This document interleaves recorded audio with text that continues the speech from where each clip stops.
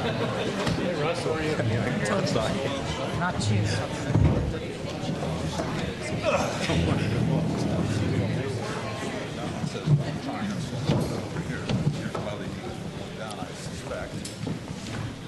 Oh, goody, I didn't make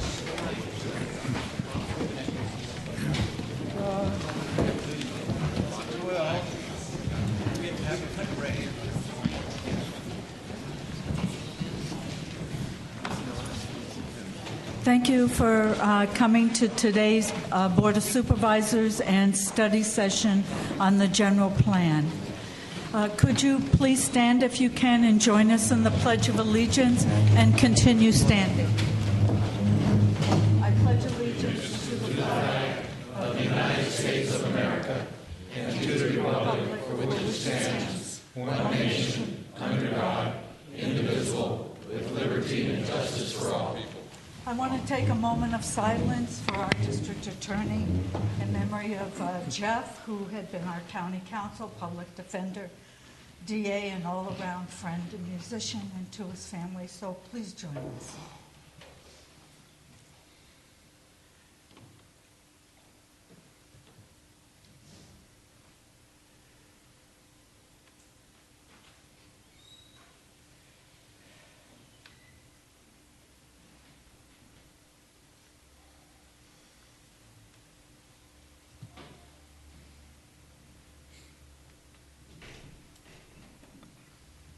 Thank you.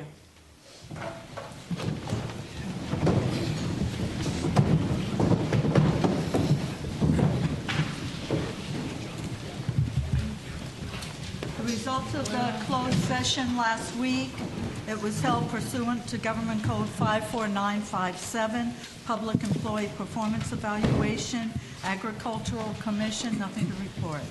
A closed session to 54957.6, Conference with Labor Negotiations for SEIU, DSA, Deputy Sheriff, and CCPSEA, which is the Public Safety Employees Association, with the Director of Human Resources. That meeting was canceled. And the closed session with Government Code 54956.9, Conference with Legal Counsel regarding existing litigation, Alan W. Claudino, the County of Calaveras Superior Court Case CV 35667, resulting in the board by unanimous vote, authorizing appropriation to County Council professional specialized services with a drawn contingency of $2,000 to pay for litigation expense in the case of Alan W. Claudino versus the County of Calaveras. I'd like to move to the consent agenda items. These items are normally routine, non-controversial. If any member of the staff, board, or public would like to pull an item, please let me know. May I have a motion? So moved. Second. All in favor? Aye. Aye. Opposed? Passes on a 5-0. Thank you. Okay, let's adjourn. I'd like to move to item 6, public comments. If anyone has an item they'd like to discuss with the board that is not on the agenda, that includes the study session, please come up. And close the... Oh.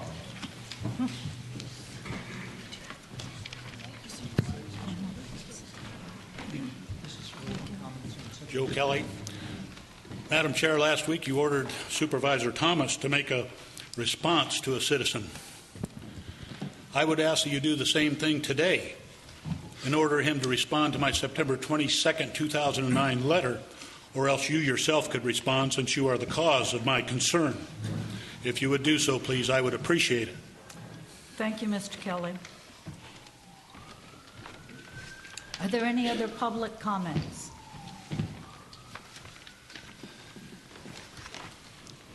Darren Spellman, Rancho Calaveras.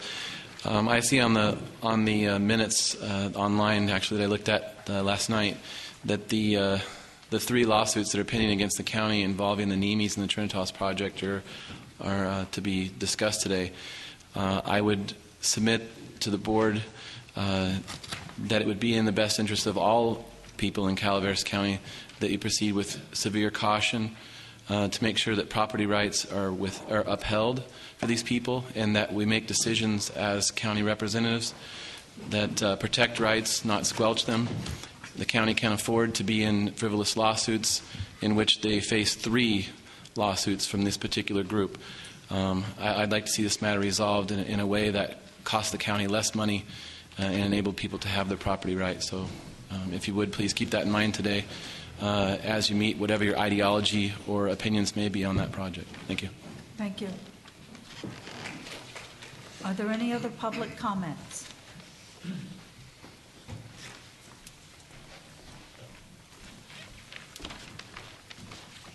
My name's Bonnie Newman. I'm from... Bonnie, you can pull that down. Okay.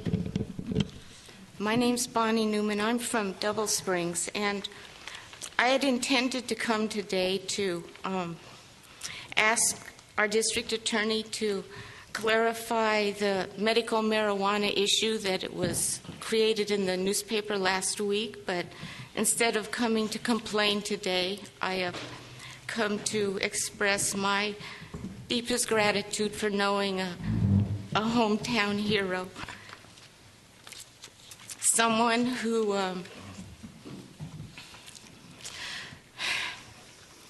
was not only a leader in the community, but made us proud to know him, was a friend to us all, a real regular guy who we love, who we respect,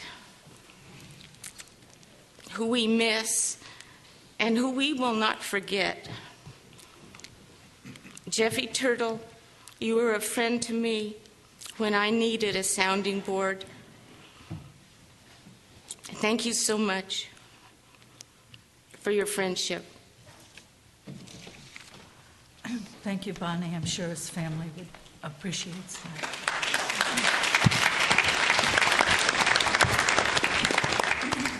Are there any other public comments?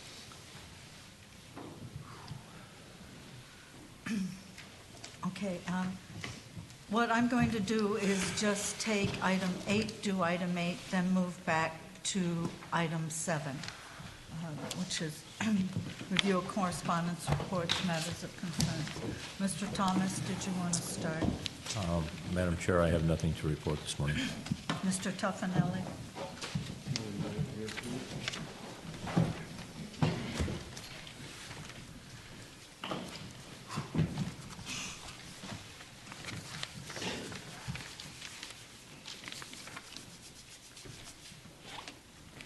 I have an UMRA meeting, that's Upper McCallany River Watershed Authority, meeting on Friday at Party Center at 1 p.m.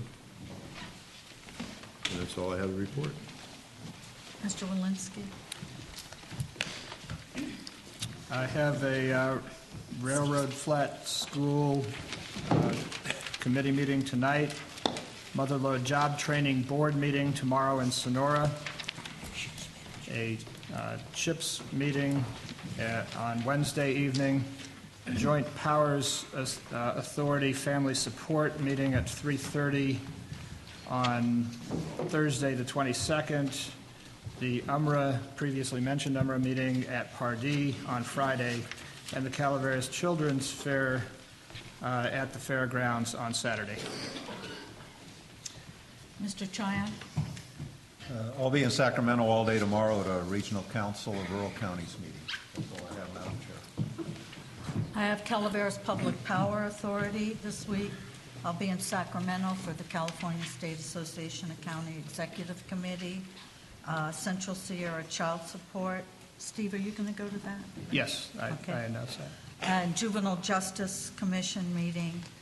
And those are all the board appointment meetings this week. Ms. Boyce? Nothing to report today. Mr. Jones? Nothing for me. Okay, thank you.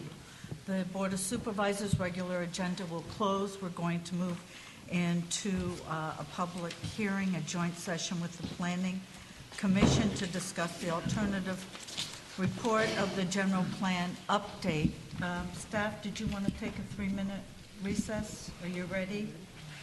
I think we're ready, Madam Chair. Okay. I want to do the protocols for this morning's public session. First, I'll be turning the meeting over to George White, our planning director, who will introduce the program. He'll be turning it over to Mintier. I will then bring it back to the board and the Planning Commission for any questions or comments. I will then go out to the public for anyone who wishes to speak. Who wishes to speak on this issue? Okay. And that's just a start. So we're going to have a 3-minute time limit on public comments. If you have any documents you wish to submit, please give them to Dave. Dave, could you raise your hand? And they will be made part of the record. Any questions that you have, staff will be noting them, and will answer all questions after the public comment period. After the question are answered, there will not be a rebuttal, because then we'll be here probably to midnight. So if you have any rebuttal to the questions that staff chooses, staff makes that you don't agree with, which is fine, please give your questions to Dave or to George, and they will be answered. We'll then take a break. I will come back to the Planning Commission for any comments or recommendations. The recommendations from the Planning Commission will be made as individual commissioners, not as the Planning Commission as a whole, because they have not sat as a board to take action on this. I will then come back to the board for any comments and directions to staff, because staff is asking for direction. And if any of you have any questions or comments on your individual parcels, the staff will be meeting with you one-on-one. Mr. White, is there a sheet for people to sign if they have individual questions on their parcels? Yes, I was going to mention that in my opening remarks. Okay, great, thank you. So are there any questions on the protocol from the audience? Are there any questions from the board or planning commissioner? Yes. Yes. Could you please come up and identify yourself? Thank you. Mike Preston, Hathaway Pines. In the newspaper, it stated that there was 5 minutes allowed for comment, and some of the speeches that have been prepared are timed to 5 minutes, not 3 minutes. Well, I understand that. I can't control what the paper is. Usually we do a 5-minute, but considering the volume of people who wish to speak, we've reduced it to 3 minutes. Okay. All right. Is there any other questions or comments? Okay. Again, if you have any written documentation you would like submitted for the record, then please give it to staff. Okay. Pardon? Oh, that's good. Thank you for that. What we're going to do is, just have a few people line up so we can keep this moving. Madam Chair, I'd just like to confirm that everybody in the room is hearing all the microphones adequately. Everybody fine? Okay. I'd just like to make it clear to anybody who is making comments, make sure that you speak into the microphone and clearly. Okay. So Holly will be first. No, so I'm not first. No, I'm sorry. I wanted You're not just. going to be first? No, I wanted to just ask a general question, and that was: are you planning on actually making a decision today about that will be delivered to? We're planning on giving direction today. We hope. Thank you. You're welcome. Madam Chairman, can I just make a? Yes. I'm just curious about the difference between 3 and 5 minutes here. If all these people are prepared to have a 5-minute speech and they're denied it, that's to me is a denying of the First Amendment right of free speech and information. And I'm just curious where this comes from. If it was in the paper, and it wasn't posted in the agenda that was going to be 3-minute limits, that it should be 5 minutes, even if we spend some time. The only problem I have with the longer sitting here is I'm going to need more breaks, and we're probably going to get. Thank you. I'll tell you what, let's not hold off with the clapping because I'd like to get out of here before dark. Thank you. Okay, it is the prerogative of the chair to do 3 minutes, 5 minutes, 10 minutes, 1 minute. I mean, I don't have a problem with doing 5, but I know how things start waning and we start losing people and it gets to be repetitive. So, I mean, if it's the pleasure of the board to sit, it's fine with me. Steve? It is unfortunate that there's that conflict between the chair's prerogative and the announced newspaper. But I think the purpose of this meeting is to hear as much of the public comment as possible before we make a decision that's pretty important. So my view would be I'll stay till the cows come home. I don't care how long it is, but 5 minutes seems reasonable. That's and I fine. would support that. It's not a problem. We can do 5 minutes, so y'all be prepared. We will take a break, so we can just have a 7th inning stretch here. Lunch is too bad. Mr. Segali, are you going first? No, I just want to make a comment, Madam Chair. There is a sign-up sheet that's already been started. We have 8 people that are signed up in sequence. I don't know if you're aware of that. No? Okay, thank you. I don't know that that's important, just but we would like you to sign in if you're going to speak. Okay. Who would like to start off? And we will do 5 minutes. Madam Chair? Madam Chair? Yeah. Thought we were going to have a brief Oh, presentation yeah. prior to the... Thank you. I just got caught up in 3 minutes, 5 minutes. Thank you, George. Thanks I'm for ready. remembering the protocols that were announced Thanks earlier, for George. remembering. Yes, thank you for remembering the protocol. Appreciate it. I'd like to turn the meeting over to George White. I even have my form ready. Thank you, Madam Chair, members of the Board and Planning Commission. Very briefly, so we can get to that all-important public comment. The purpose of this meeting is really twofold.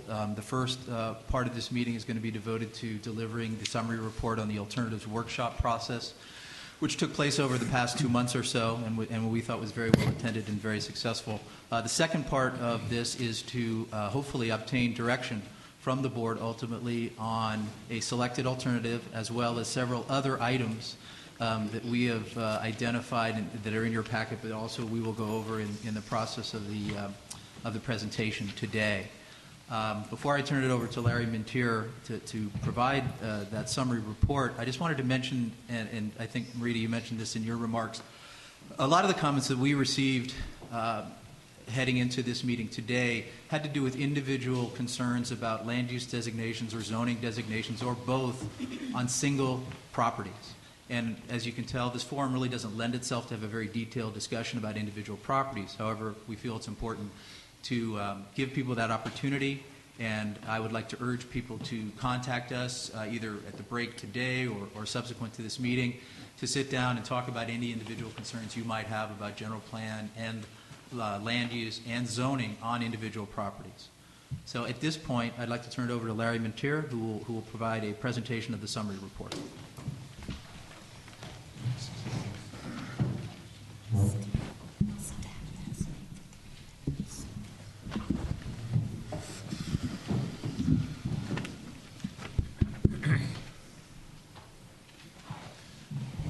Madam Chair, members of the Board of Supervisors, members of the Planning Commission, good morning. I'm going to start by talking... Pardon me? Okay. I'm going to start... That's better, right?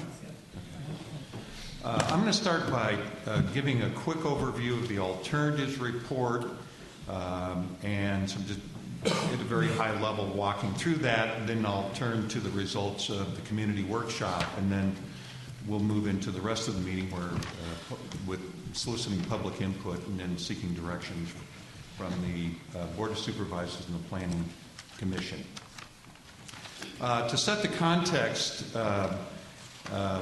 We started this program, General Plan Update, in 2007, and we are scheduled to conclude this process in 2011. So this time next year, we should have an adopted plan or be very close. So this diagram makes it look like we're halfway through the process. That's really not true. We're more like 60 or 70% through the process. And we've concluded the Issues and Opportunities Report, the baseline report. Now we're into this really critical point in the process where the Board and Planning Commission are making really important decisions that frame the general plan. From this point, we will be developing the goals and policies, the policy document itself, and preparing the EIR, then doing the formal public review with public hearings.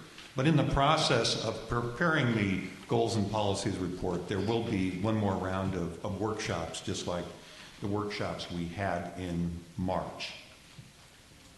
Again, this is a really important phase in the general plan update process because we're moving from background information and high-level discussion of issues and opportunities and concepts and visioning and principles to real decision-making relative to land use and policies. And the core of this alternatives report was a presentation of these three alternatives and then a comparative analysis looking out to the year 2035. Here are some of the critical steps in this alternatives process. One of the first things we did was create a new set of land use designations. Currently, the county has about 120 discrete land use designations if you look at all the community plans and the countywide general plan. And there was so much redundancy and overlap, it really was unworkable. We took all those land use categories and looked for all the common themes and standards and reduced that down to basically 21 or 22 categories. We did that so that we could render or portray each of these alternatives according to a consistent set of land use categories. We also, early on in this process, looked at population projections and employment projections out to 2035, relying on state data and regional information. So we set some targets.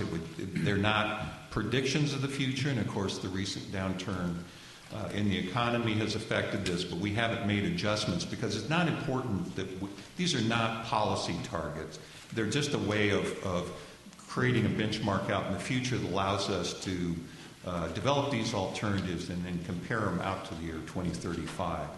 Then we developed the three land use alternatives, subjected those three alternatives to some modeling through a software called U-Plan, and then based on that, comparative analysis. So those are the steps in the process that got us to this report and to the workshops. So again, important features of this report: consolidated county-wide land use designation, 3 scenarios looking out to 2035, and then topical comparisons according to the categories you see here on the screen. Let me explain as simply as I can the 3 alternatives. Again, using these baseline population employment projections looking out to 2035, of course, we started with the current population. 2005 was our benchmark. Current population, 2005, of almost 45,000, and then jobs about 13,000. So that's the baseline. So Alternative A looks out to 2035, projecting growth of about 24,000 people. Again, this is through 2035, and job growth of almost 7,000. So what you'll see here is that the 2 boxes, A and B, are the same size because both of those alternatives project the same amount of growth. Again, it's just an assumption. It's not a prediction. It's not a policy target. So they have the same amount of growth. What's different between A and B is that B arranges the land use categories and sort of the way development would occur in a different fashion. It makes it, it projects a much more compact community-centered pattern of growth compared to A.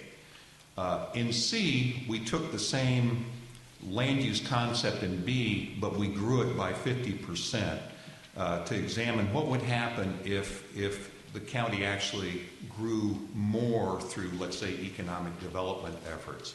So again, alternative C, same land use pattern as B, but about 50% more growth in jobs and in population. So the report tries to summarize some of the big differences, in some cases subtle differences, between these three alternatives. And here's a condensed version of what the report says. Basically, alternative A continues the current pattern. It's the least, it changes the least in terms of how development is occurring today. And so it's basically a continuation of current trends. I won't call it status quo because there will be growth, but it is based on essentially current policy. And that's relatively low density, dispersed, a lot of rural residential development.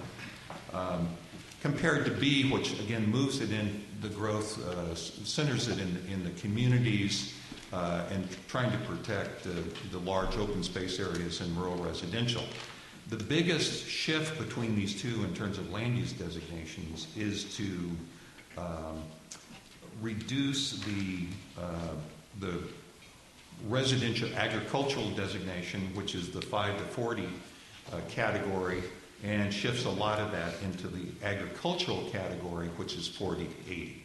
That's one of the major differences all the way through between A and B. Then C does the same thing. It just has more development within the same footprint of B. In terms of open space, because of this concentration, there's more open space preserved or protected. A continues to allow sort of fragmentation of the open space in agricultural land. B reduces that fragmentation. And there are some other related issues in terms of how it affects habitat land, less impact in B than A, and all these other sensitive areas, including hazards. And then B, the B and C are very similar, again, basically the same footprint, with C having more development actually projected between now and 2035. In terms of economic growth, again, A, more dispersed, highest number of jobs in the western county. B, growth, this economic growth is focused on the mixed-use community centers, highest number of jobs in the Highway 49 corridor. C, of course, with the bigger numbers, employment, people is going to have a greater economic activity, but again, focused in the communities. And C, because of the larger population and jobs, is going to have broader retail options and educational opportunities and increased tourism, residential development. So it's just a bigger package compared to B. Community infrastructure. Here, because of the more concentrated pattern of development in B compared to A, you're going to get much more development in B on centralized water and wastewater systems compared to A. And again, when you move to C, because of the larger population employment base, you start getting some efficiencies in terms of larger scale infrastructure improvements. Transportation is a little complicated because of the methodology used in the traffic analysis, but this was a model that was developed to look at about 28 different parts of the circulation system. So it's like they put a wire over it in concept and then developed. We took all the new growth and then tried to move it around according to the formulas used in traffic models. So you get the traffic volumes between A and B are very similar, except the impacts of A are actually less when you run it through the model, but by a very small percentage. So A performs better than B based on the methodology they used. when we talked to the traffic consultants about that, they said if we expanded the model, they would either be closer than the model shows today, or B would probably outperform A because there'd likely be shorter trip lengths. Then in C, of course, with more growth, you're going to get more traffic issues. The important thing to remember is all three of these alternatives still would create significant problems for the level of service standard you have, which is service level C. So all of them will require significant improvements to the circulation system. So the differences among them are less important than the fact that they bump up the traffic to a point that it will trigger the need for significant improvements. Air quality and greenhouse gas emissions sort of follows the same pattern as the transportation, but B, again, is much more focused on community development, presumably lower trip lengths, but this is sort of, in some ways, sort of the least conclusive of the kind of analysis we did in the report. And then public health and safety, response times are shorter in B compared to A. In C, you actually get a higher level of service because you have a greater population. Lower risk in B compared to A in terms of residential and commercial development being subject to wildlife hazards, and then there's the issue of floodplain hazards, the same kind of issue. The more concentrated the development, the less, fewer people are actually exposed to the flooding hazard. But again, differences are not major. Now to the workshop results. There were 7 workshops conducted in March, and they were attended by over 200 people. So it sort of averaged out at about 25 people per workshop, with Railroad Flat being the biggest workshop. They had almost 70 people, so they win the award for the biggest turnout. But so 200, and we know that there actually were quite a few people who didn't actually sign up on the sign-up sheet, so we don't know. It was higher than the 215 or 220 that we actually recorded. After a presentation on the alternatives, for those of you who didn't attend the workshops, we broke out into individual tables with 2 objectives. One was to pick a preferred alternative among the 3 that were outlined in the alternatives report. And this was not to say you like it lock, stock, and barrel. The idea was that this would be your preferred scenario or a starting point, or the one you dislike the least. And the second objective was to tune up that group preferred alternative with any modifications the group agreed to. So pick your first choice among the alternatives, then fix it up to your liking. So that was the simple idea behind the workshops. Overall results, and now these are not number of people specifically, these are the table results. So 20% of the tables voted alternative A as their preferred. 51% voted B as their preferred. 20% C, and then there was a D alternative that I'll get to in a minute, and that was supported by 9%. And on the right, you see the results and the number of workshops and participants in each one of them. Again, the land use alternative A, I've already sort of explained the basic idea behind this. These are the land use designations. And then through this U-plan modeling, this computer modeling, we actually were able to project how growth would likely occur. Those numbers we were talking about, the population and jobs. We took all the information through this very interesting piece of software, and it said under alternative A, that's the pattern you're likely to get. And what you can't tell from here, but you can see when you're standing up next to the maps, is that the pattern of new development is really quite dispersed compared to alternative B. Relative to the reasons that people chose Alternative A, we asked people to talk about their pros and cons, and so a lot of people voted for A because it represented the least amount of change. It was the least restrictive on current property owners, fewer rules, and it had less. It used the 40-acre minimum less than in B and C. On the other hand,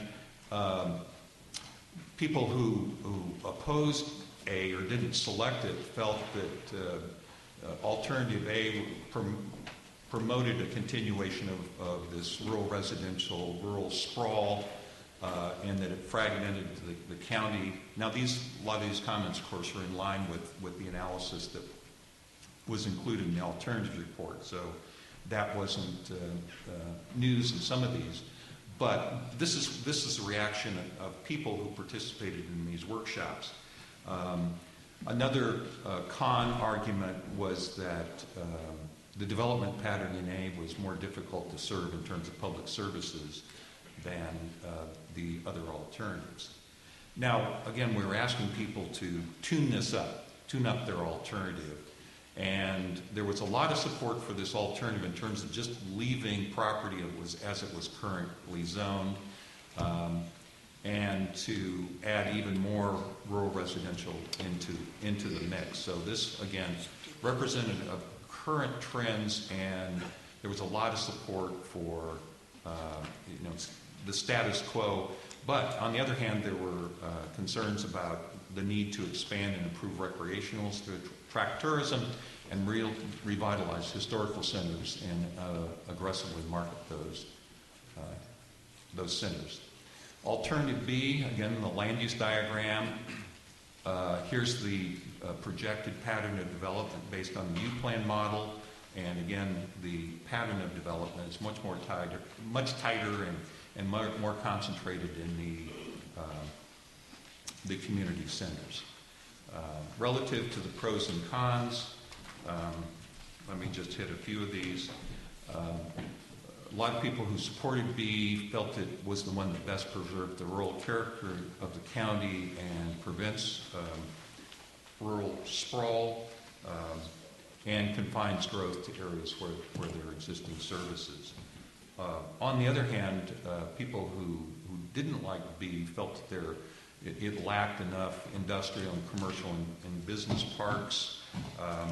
It lacked the mineral resource designation that A had, and people thought that it would sacrifice the small town feeling in communities because it would concentrate more development there. Top modifications to B, again, a number of people were concerned about the mineral resource land use designation, which was not included in B and C, and they wanted it restored. That's how they would fix up Alternative B, and again, more industrial and commercial development parks along the lines of Toyon Business Park. There was also a suggestion that parklands and trails be increased significantly in this alternative. Alternative C, again, land use designation. The basic pattern here is not identical to B, but very close because it's the same footprint. But what you get here, again, is probably more intense development within the same footprint, more development in the aggregate, but essentially the same footprint. And here, people supported this because there were greater economies of scale, and it provided for more commercial jobs and commercial development, retail development. People felt that it provided a better use of infrastructure. On the other hand, people felt it was too much growth in too short a time, and that the county was not equipped to deal with that kind of growth, and that growth would outpace essential services. And again, there were people who were concerned that there's no mineral resource designation in this alternative. Finally, again, residential densities. People were arguing for residential densities that were lower, similar to B. So basically they were saying just too much growth in this alternative C by 2035. and there was a suggestion that more commercial development need to be provided for on Highway 49. So alternative D was not an alternative that was created for the alternative report, so it didn't appear there. It wasn't compared to the other alternatives. It was suggested at several of the workshops, and there was a constituency for alternative D. And in short, it argued for sort of reinforcing the existing zoning as the future land use plan, and there was a suggestion from several people relative to this that zoning should not be changed either without the permission, the express permission of the landowners, or in the event which should be limited of the government needing to take their property, change their land use designation, that people, the property owners, should be compensated. So this was sort of like alternative A, but it was even advocated even less change than A did. So that's as short a summary as I could make it of the workshops. We also have the results here in the summary report by individual workshop, all 7.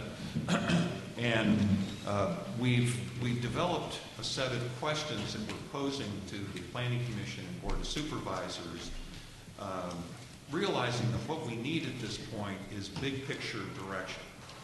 We're going to be going on to work with individual property owners and community groups to get whatever direction you give us today, fine-tuning that for the general plan, but we're looking for, again, big picture direction so that we can move on with the preparation of the general plan. So the first question is, which pattern of development should be the preferred land use alternative? And again, we've got the 3, A, B, and C, or possibly D. So again, A, basically status quo, B and C, of course, a significant change in land use patterns. So that's the first question. The second question has to do with Valley Springs, and you received a letter from Valley Springs, and also the Council of Governments relative to where they are currently in the process. So the Valley Springs folks and the Council of Governments is actually presenting you with the choice relative to which of the land use plans you think should be incorporated into the general plan. 3 concerns this issue of the mineral resource designation. Should the mineral resource designation be a separate land use category?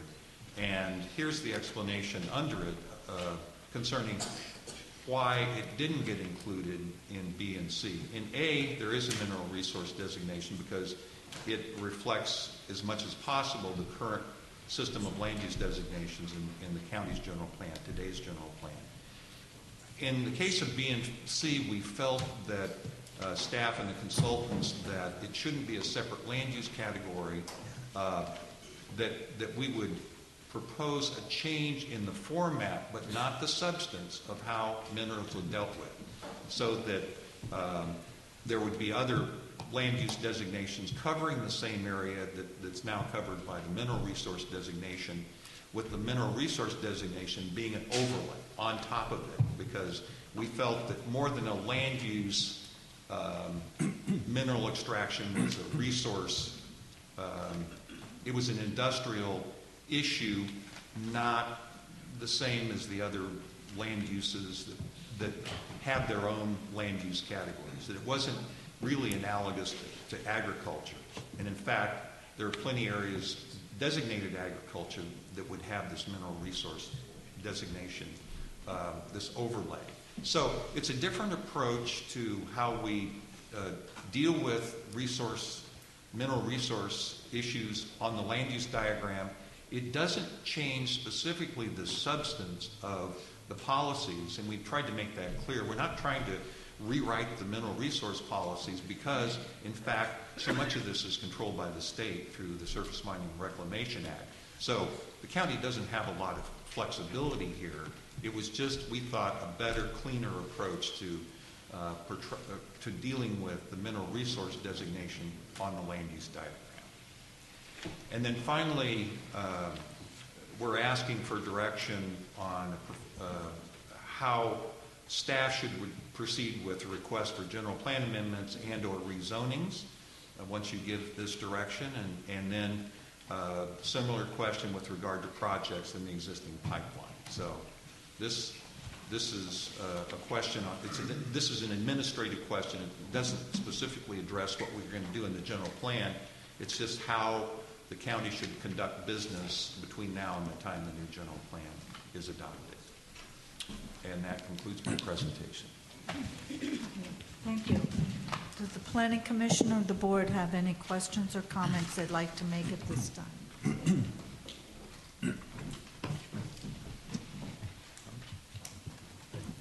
Yeah. Mr. Mintier, I've had some experience in another jurisdiction where it became increasingly difficult because of environmental restrictions to expand mineral extraction permits.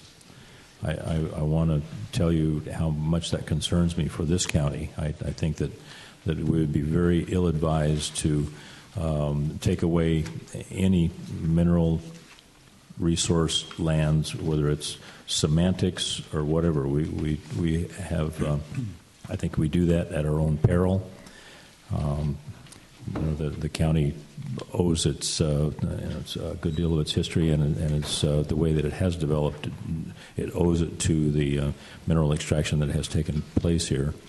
I just, at the risk of being overly redundant, I'm going to go kicking and screaming before we reduce that land use designation. We got to preserve it and make it easier for people to expand those uses in the future rather than more difficult. Thank you.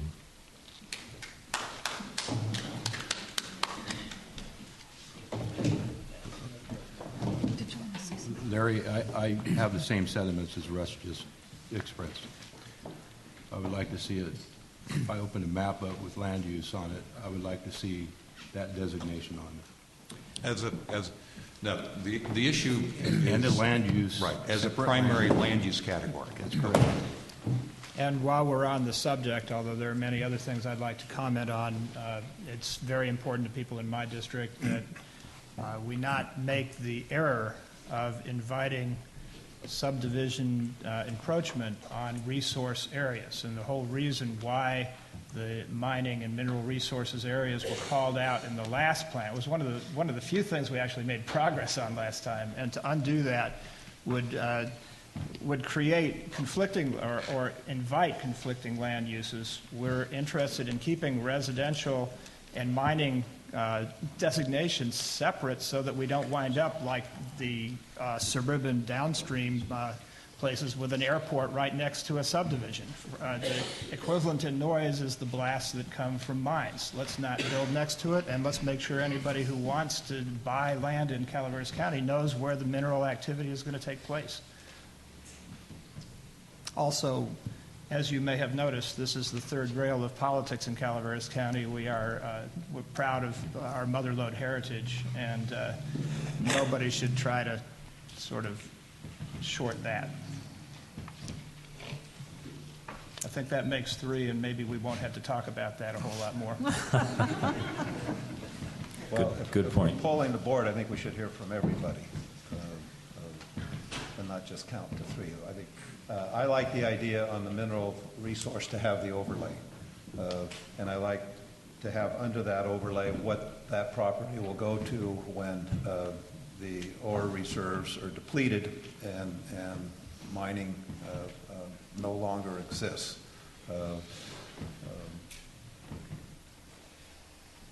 And I think the overlay for mining needs to be not only the active mines, but where we anticipate future mining activity. And the overlay designation would be the one that's empowered. However, when it leaves that designation, you will have a general plan designation to which it goes, just like we do for the Williamson Act. When you leave the AP zone in the Williamson Act, you go to A1. I think we should basically have the same thing for mining, that basically gives some direction as to what the property zoning will be when mining ceases to exist. So the overlay would be the operational zoning until somebody in the property owner or the board, whatever, takes it out of the mining designation and removes it from the overlay, just like you would move it from the zone from the general plan. But we have an underlying zone at which it would go to that's allocated or that's directed in the general plan. So those are my comments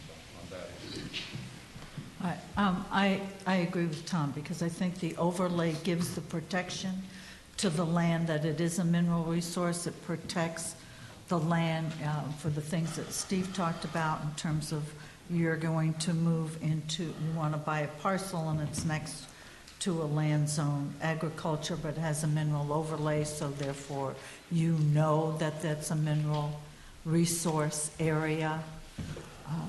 So I think the protection's there for the land and for the property owners for mineral resource, but we're not locking it in because we really don't have control over that, except to say we agree that these are designated mineral resource lands. Does the planning commissioners have any comments after all that? Yeah, I do have a question, just so we're really clear on the overlay, because a lot of us may kind of think we know, but not exactly. Basically what you're saying, if you have an overlay with a mineral designation, is that you basically have a piece of property with two zonings on it, correct? Am I confused on that? Or? Well, it's not, at the general plan level, it's not zoning, but it's sort of the equivalent at higher level. It might be designated AG as the base designation, so that would, in that sense, it would be like other areas. An area with minerals would be like other areas in the county designated AG, but on top of that, through some system that we work out, you'd have, in effect, an overlay on top of it that says an additional set of rules apply because that area has been designated as an existing or potential future mineral resource extraction area, and that's all based on the State Law Surface Mining and Reclamation Act, which has gone through and actually mapped all these areas that have potential for mineral resource production. So it's not just showing where there are current mining activities, but where there are resources that could be mined in the future. And so that part of the law that comes down to the county has provisions that prevent encroachment on those areas, and a set of findings that have to be made anytime you want to do something that may potentially adversely affect the mineral resource extraction existing or in the future. Thank you. Susan? In the areas that are designated low, medium, high density, what are the assumptions that you made regarding the ability of the providers of water and sewer to expand, grow, sustain themselves? What are you assuming there? I'm not clear on the question. Are you asking about the density ranges, or are you? You're directing the high density to the areas that have public water and public sewer. I'm wondering, have you examined those purveyors of water and sewer service to see, all right, some, for instance, are under moratorium. Others are maybe in the process of expansion. Did you look at the individual circumstances for those areas? Or did you make assumptions that developers will have to expand or communities will have to tax themselves to, what assumptions did you make? Well, I guess in the first instance, when we did the analysis through this computer model, this U-plan model, we used existing infrastructure as an attractor. the model, and I don't want to get too far into this because it's really esoteric, but the model has attractors and discouragements. So floodplains, when you enter the information about floodplains, it directs growth in the model away from the floodplain. On the other hand, when you have infrastructure, it attracts development. So if a community has sewer and water, more development will be attracted to that community. So we didn't really go through community by community and say this one's under moratorium and this one isn't. Although I do need to defer to Dave Pacizo here because he's really the custodian of this model, and I can't tell you the extent to which those attractors got fine-tuned community by community. Maybe Dave can answer that question. Hi. When we did the models for the alternatives, we didn't really make a distinction between the areas that had services that were in a current moratorium and the ones that did not. One, because it was difficult to get, when you're planning over a 20 or 30-year period, it was hard to get clarity from the providers on what could we expect over that period. So what we decided was, rather than try and make guesses based on probably insufficient information, that we just treat them all the same. If there is water or sewer available in a community, that gives them more opportunity to have more sewer and water, say, than someplace where there's none of it exists right now. So we sort of justified keeping it as a simple model. We're going to, when we get into the preferred alternative and run the model, we are going to look in to see if we can find ways to fine-tune that a little more. But it is a difficult one to do when you're looking over a 30-year planning horizon, because it's hard to predict what may or may not happen. Okay. Any other commissioners? Ted? Actually, I would almost like to see it go a little further and have a right to mining kind of a statement, and with people's permits such as we have now for agriculture. So if they are building a house right next to a dairy, they can't complain about cowbells. I think that the mining industry deserves a little bit of help like that too.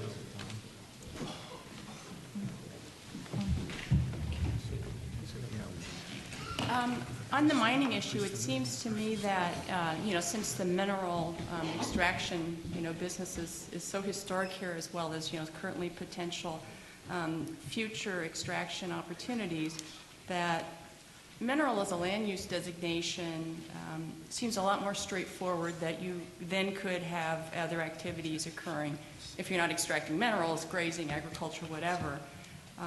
Then having ag land with a mineral overlay that I think is less transparent and offers more opportunity for conflict. I have one more quick question. The only alternative that has in it there that should a land use designation be changed from current status and the property owner is to be compensated would be alternative D. Is that right? The other alternatives I don't see have that in it. Well, again, this was not an alternative. It was crafted by the staff or the consultants. Right. It was suggested by community members who are concerned about preserving, protecting existing property rights. Under any scheme, it doesn't matter whether A, B, C, or D, there are certain rules about what the obligations of public agencies when they change either land use designation or take property for some public purpose. So those rules are already pretty well established. They're based on the Constitution. And so if the courts found that there was a taking, then a property owner presumably would be compensated. But there's a broad range of land use planning and land use regulation activities that don't trigger a taking or the need for compensation. So I think the theory behind D is that that the proponents would like to see the existing zoning basically maintained, and that for any change, a downzoning of their property, that be compensated or only be done with their permission. So that's the key. The constitutional provisions and the protection of property rights would be essentially the same for all the alternatives. The D is really sort of a political and philosophical statement. It's not really a statement about what the Constitution does or does not provide.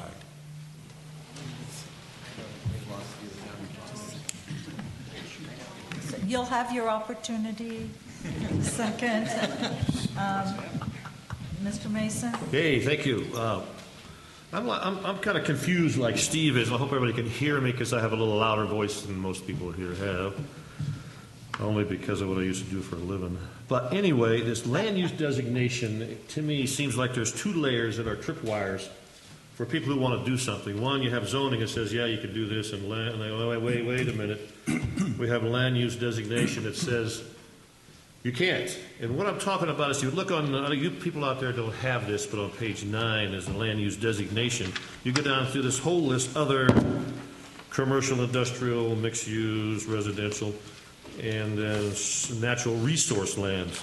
And most all of these are very defined. You know, I can tell what agricultural land is, I can tell what public land is, I can tell what timber resource. I'm not too sure what timber production zone is, but I think there's a little differential between actual timber producing and maybe not. But the one I really have a problem with is this biological resource. What in the world is that? And will that affect adjacent property? If you have a land use designation as your next door piece of ground as a biological resource, does that act as a tripwire to keep you from doing something on your property you own as a done?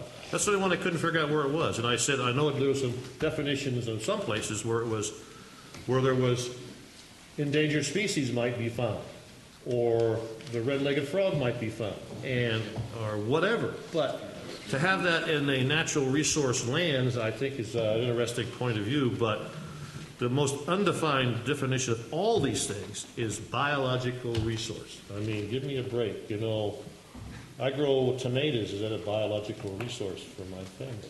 I'm curious. I mean, there's no definition to this. I'd like to have a clear cut. If somebody out in West Point or wherever they are happen to have some land, all of a sudden is designated via somehow this is a biological resource to next door property, does that kill you from doing things?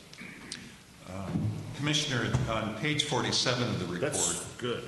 There's an explanation of that, and it's the purpose of the designation is preserve and protect areas containing sensitive biological habitat, and it applies primarily to watershed areas adjacent to lakes and reservoirs, including publicly and utility-owned watershed resource lands.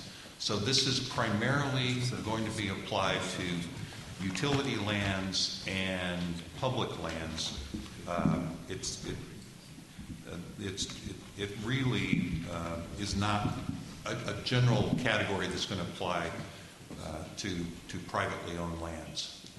That brings me back to the other question is, I need to find out about the adjacent property, how that is going to be affected, because this is new to the county. Biological resource land has not existed here before. I'm talking loud. I just wanted to make sure we're as clear as we can be that in the current general plan, there is, I can't remember the name, but the natural resource lands in our current general plan typically will lump several categories together. And if you look closely, there is one, I think it's wildlife and botanical, something other area, which is essentially where this biological resource area is. What we attempted to do this time around was, rather than lump mineral resource and timber and dam inundation into one, and then when you look at the map, you have to figure out which one is the reason that it was given that designation. We tried to break them out. So the intent for biological resource was to look at those current land use designations that included wildlife habitat or botanical habitat, I think they were referred to, and figure out which part of those was for that biological purpose, which part was for timber, which part was for ag. So we broke them all out. So in addition to around reservoirs and water resources, there are also, for instance, where the deer herds migrate, part of those were called out in the current general plan, things like that. We used to have the West Point deer herd listed for Right. many times. I think it still is. It still is, and that's where part of this comes from. All that, it's all flat. Now, My wait a problem minute It's is, the railroad flat deer herd. yeah, my problem is how it affects adjacent properties. Like this, maybe around lakes, maybe around this, maybe around, that's, we'd like a little more specific what it really does and what it really doesn't do. So people have an idea what's going on. Because that's the only one that's wishy-washy as far as I can tell, of all the 25 categories you have. Thank you. That's good for me. I have a question, and Dave would probably be able to answer it because it has to do with the modeling. I'm looking at part of our packet today, which was the summary results. And it says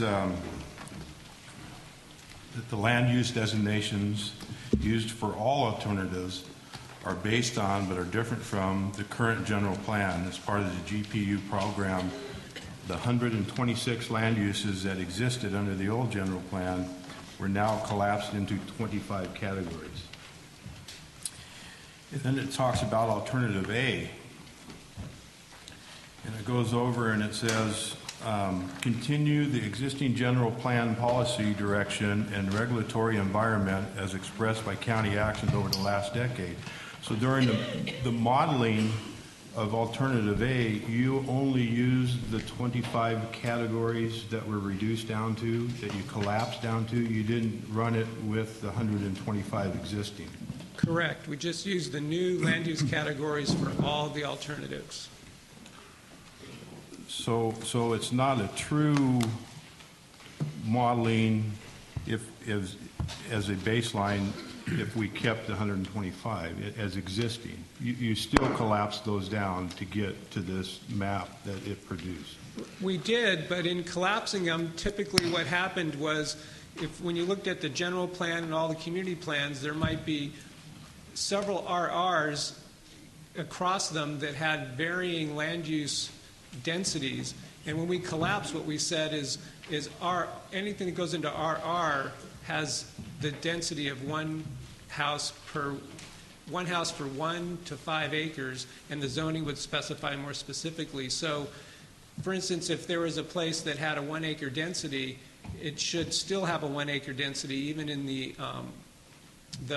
alternative A model run, because when we collapsed, we didn't change, we just collapsed in that we broadened the category to include more variety. Okay. Thank you. Any other questions or comments?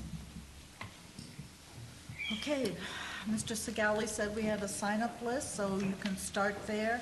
If a few people could just start so we can keep it moving, or Mr. Patterson, did you want to, this gentleman is going first, you can go second. Thank you. Please identify yourself for the record. Madam Chair, I was wondering, just from a logistical standpoint, if it might be better to bring the sign-up sheet over here. Okay, and we can have people queue up being done at this point. Thank you. Good.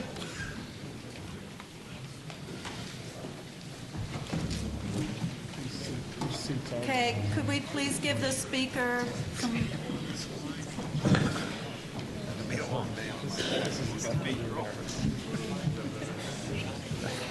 Wow. Maybe we just bring your chairs over and have a rooting section.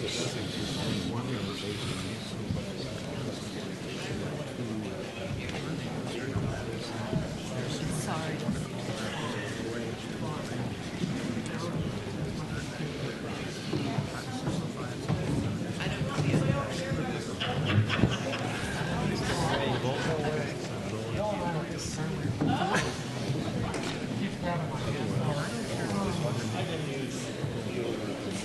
Okay, please, could we give the speaker the courtesy? And because of public speak out, we will do 5 minutes per person. Thank you very much, and identify yourself for the record. Madam Chair, Board of Supervisors, Commissioners, my name is Mike Dowson. I live in the Burson area. Would like to take a moment and kind of give a little more formal presentation for Alternative D.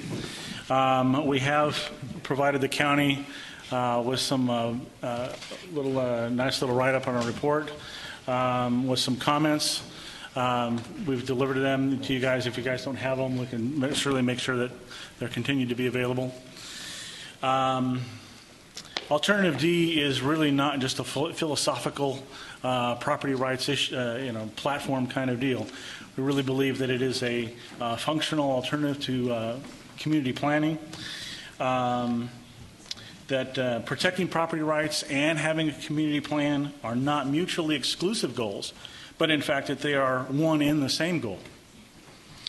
Alternative D will not lead to some kind of development free-for-all or provide some kind of unlimited license for, quote, selfish and irresponsible behavior. But Alternative D proposes a common sense compromise that is fair to the property owner and provides a framework that the future development. Alternative D says that the general plan shall, within applicable state and federal statutes, preserve property rights and enhance enhance the orderly, proper land development with the least possible regulation, process, and delay. I'll cut my comments down a little bit here. Mintier has represented Alternative A as continuing the general land use policies and directions in the current regulatory environment. This makes Alternative A and Alternative D seem very similar. And in some respects they are, but they are very different in some major differences. And the major differences we're going to talk about are the land use designations and the vision statements. Alternative A incorporates a new unified set of land use designations. These designations were created without a complete fidelity to the current zoning. Alternative D is supportive of simplifying the current zoning designations, but only in a way that is to be completely fair and evaluate at every parcel. Therefore, I think it would be really cheaper, easier to kind of make land use designations match the current zoning. This would avoid any kind of duplicity and the confusion that we're currently bouncing around today. Alternative D does not support the vision and the stated goals for the general plan. While words like open space, scenic vistas, distinct centers, rural character, and so forth may have specific meaning to planners, they can be vague and confusing to the general public, even with a glossary. Most importantly, achieving these goals cannot be achieved without the approval of the property owners, and it will violate their rights. Sense of community is not based on buildings, but the dreams of property owners, that when they actually naturally kind of mesh together and belong, it will create a sense of belonging, which comes from the strengths inherent with the values of the pride of ownership. Proponents for Alternative B assert that the government must act to enforce the vision and goals because property owners will not. This is false. During the community plan meetings in Valley Springs, I was able to meet with several of the actual property owners infected. And for complete disclosure, I only own one piece of land in the world, and none of these things actually affect my property. I'm here really kind of to stand up for my neighbors and look out for all of our property rights. They expressed the concern that they were supportive of some of the goals, and they realized that there are values in scenic vistas. But they were accepting the fact that they were just not asked to become part of the solution. Today's market, I believe, is far more sensitive to the needs of the community than ever before. And having a free market-based solution will eventually become the most effective way of development in our county. Alternative D will protect property rights. Not only is this the right thing to do, but it should actually limit the potential. It has the potential to limit court cases brought by property owners. Alternative D promotes the market-based solutions to today's and tomorrow's problems. The flexibility inherent when starting with the current zoning and not a preconceived plan, is that it will provide our children and our grandchildren the tools they will need to adapt to future needs. Mr. Dawson, could you please wrap it up? Okay. Thank you. The main problem with Alternative B is that it will ensnarl the government into correctly predicting the future. For example, the market will choose the correct mix of housing densities more effectively than what the government can do. Thank you. Thank you very much, Madam Chair. And we have a copy of the handout. Thank you for giving us that. Oh, I had told Mr. Patterson he could go next. Sorry. Pardon, you don't care? What? No, I couldn't get to the front. Oh, okay. They obviously know you. No, I had told him he could go next. He was up there. I was at the front. He was I just couldn't up get to first. the... That's okay. That's, hey, this isn't the point. Everybody will have an opportunity. I'm sorry. I did tell him. Go ahead, Well, good Mr. morning. Patterson. My name's Ed Pattison with Calaveras County Water District. I'm the Water Resource Manager, and I will be speaking from a water point of view regarding land use planning. But just to provide clarity, in the previous comment by Commissioner Suzanne Kuehl, I wanted to mention in your comment when you were asking about communities and who would pay the cost of future infrastructure to meet development, development pays for that. Ratepayers do not pay for future development. So that I want that to be crystal clear. And when utilities plan for future growth, developers pay for that infrastructure. Okay. I want to point out that water is our most precious resource. We know that. That's a common term.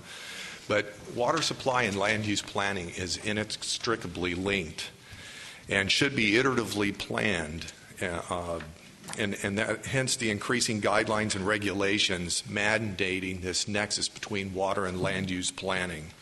And this is the primary reason the CCWD board sponsored the water element.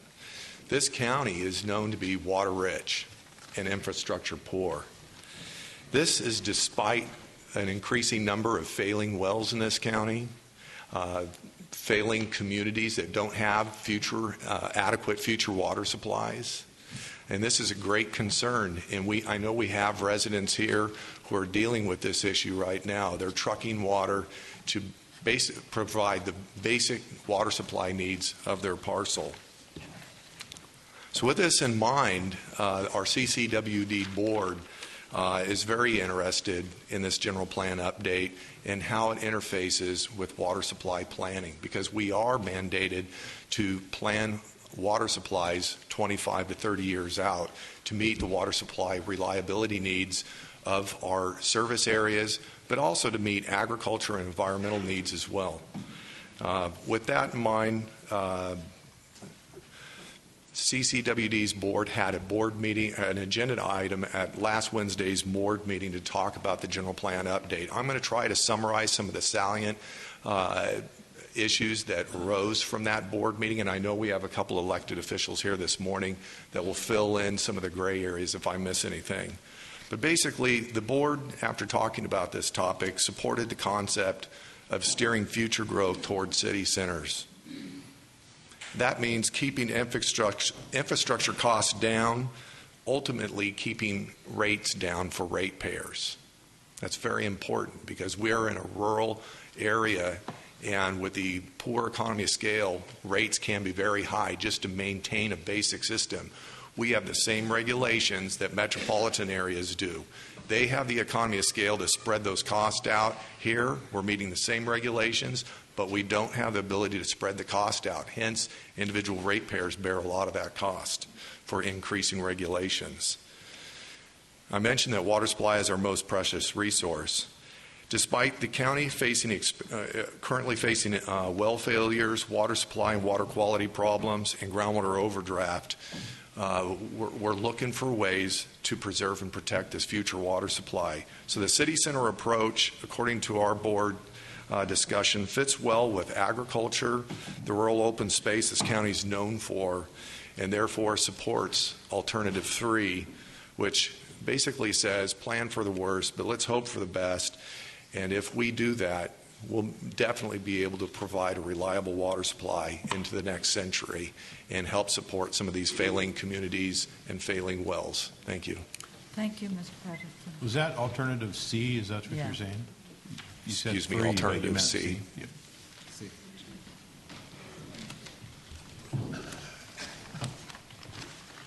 Good morning. My name is Tanya Dowsend, and I'm from Burson. And I just wanted to speak a little bit for Alternative D. We all work hard for our paycheck. That paycheck is our money. With the money we earn, we buy property in the form of food, clothes, transportation, housing, and groceries. What we earn is literally the fruit of our labor. Our founding fathers knew that the respect for and protection of our fundamental rights are key to maintaining peace in the community and achieving prosperity. That is the reason they saw to it that the Constitution protected our right to use our property as we please, provided we do not harm the rights of others. We purchased our property with an understanding of its responsibilities and potential. Changing land use designations on property without the permission of the property owner is, in reality, taking a percentage of the owner's property, a kind of bait and switch. While there may be some convoluted law contrived to support this practice, it goes against the principles our country was founded on. The express purpose of our government is to protect our rights, and in so doing, protecting the peaceful atmosphere of our communities. We would like to ask you to consider Alternative D, the property rights-based alternative. Alternative A was presented as reflecting the current system, but it uses simplified land use designations which were created without fidelity to the current zoning. The vision statement, guiding principles, and all three alternatives, A, B, and C, take away a percentage of property rights by changing land use designations without the permission of property owners. In the projected development maps for Alternative A, Figure 3, I have a poster over there. The orange dots represent current potential dwelling units. Notice that in the map for Alternative B, Figure 4, the little map on the right, a significant number of orange dots are missing. For every missing orange dot, a property right has been taken away. As our government officials, you have taken an oath to uphold the Constitution and must protect property rights against the whims of current popular trends. Will you stand with those who are committed to upholding our Constitution, or will you side with those who are working to undermine it? We will be watching you very closely from now on. Property owners must be justly compensated for the loss of their property rights, and compensated in a way that's in the best interest of the property owner, regardless of the county's financial state. Poverty is no excuse to steal. I would like to end with this quote from George Sutherland, Associate Justice of the United States Supreme Court. The three great rights are so bound together as to be essentially one right. To give a man his life, but deny him his liberty, is to take from him all that makes his life worth living. To give him his liberty, but take from him the property, which is the fruit and badge of his liberty, is to still leave him a slave. Thank you. Thank you, Murphy.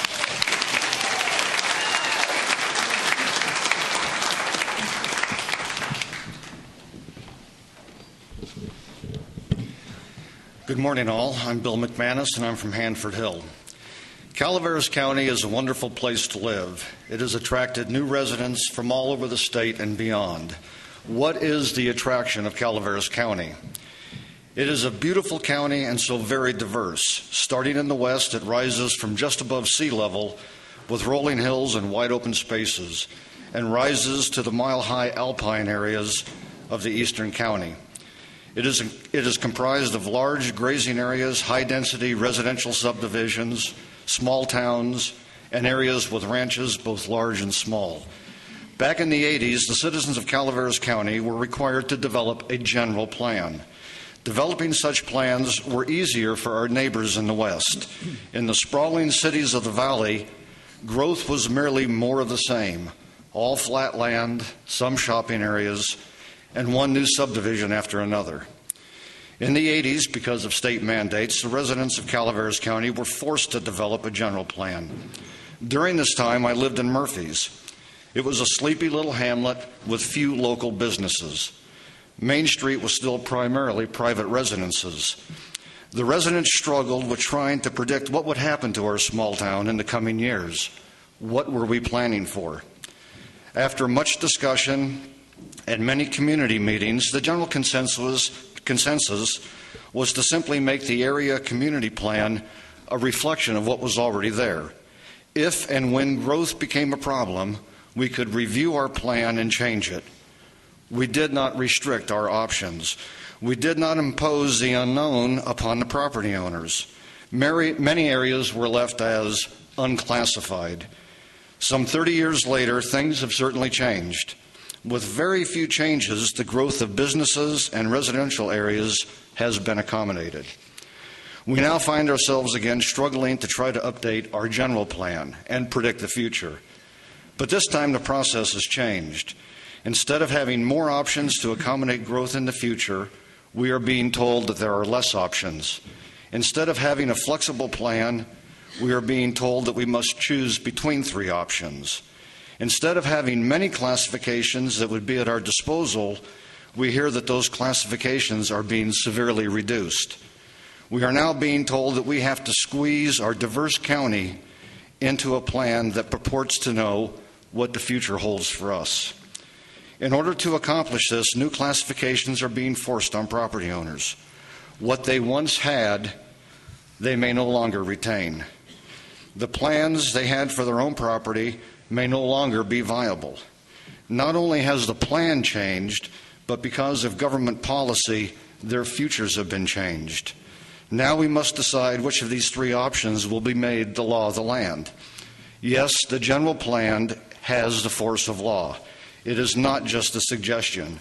It will control property rights. Are you ready to give up your rights to your government? Without being drawn into a debate regarding the details of each alternate, I suggest we retain our rights and move forward with more flexibility to meet the challenges of the future. Which alternative allows us to do that? None of them. Even alternate A, the least restrictive choice, imposes many changes on property owners. I am in support of the only alternate that preserves property rights, gives us flexibility for the future, and returns control of our communities to the people that live in those communities. I support alternate D. During the planning update sessions, alternate D has been suggested many times. The planning department is well aware of it. Why has it not been incorporated into the proposal? Why are we not given the chance to have another choice? What is going to happen when private property is reclassified to comply with this one-size-fits-all plan? If property values are reduced with these new classifications, is the county going to reimburse the property owners for the lost value imposed upon them? Is this county in such good financial shape that we can afford that? Is the plan more important than individual freedom? Is the plan more important than personal property rights? If you think it is, you have one pesky document that's been hanging around for a long time that you will have to deal with.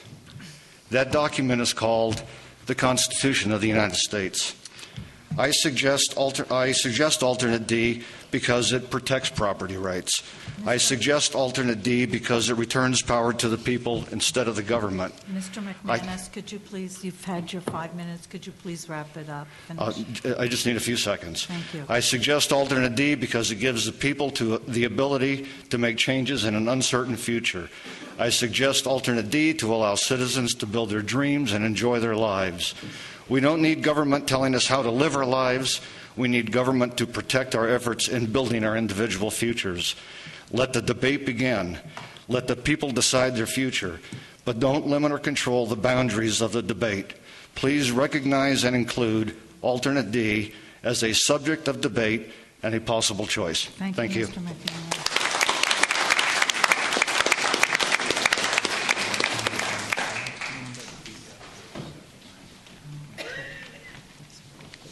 well said. Before I begin, I Do you want me emailed to just not time you? Pardon? Oh, go ahead. Go ahead. I emailed the letter over the weekend. If it's not on your desk, I brought hard copies. To begin, I'm Bob Mulvaney from Murphy's. I'd like to start with a quote from Thomas Sowell, the sagacious Thomas Sowell of the Hoover Institute at Stanford University. Magicians have long known that distracting the audience is the key to creating the illusion of magic. It is also the key to political magic. You remember The Wizard of Oz, the scene where they finally got to the end of the brick road and they approached the wizard, and it was an awesome sight, and then the little dog pulled the curtain back and revealed the real wizard was pulling the levers. That's why I'm here, pull the curtain back. Now, this auditive report of, kind of purports to indicate the choice of the people. It really doesn't. Like even Marita, you were at the meeting. Your constituents up there were outnumbered by outsiders and others. So there are just maybe a half a dozen people who spoke for your district.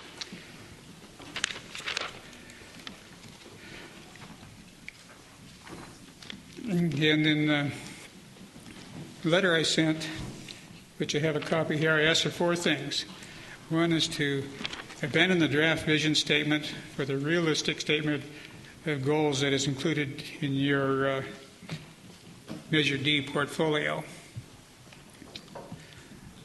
2, select alternative D and its 10 principles as a guide to the general plan update. 3, make preservation of property rights a top priority. Draft the general plan in plain English using words with clear and precise meaning rather than the flowery and vague terms, legalese and plan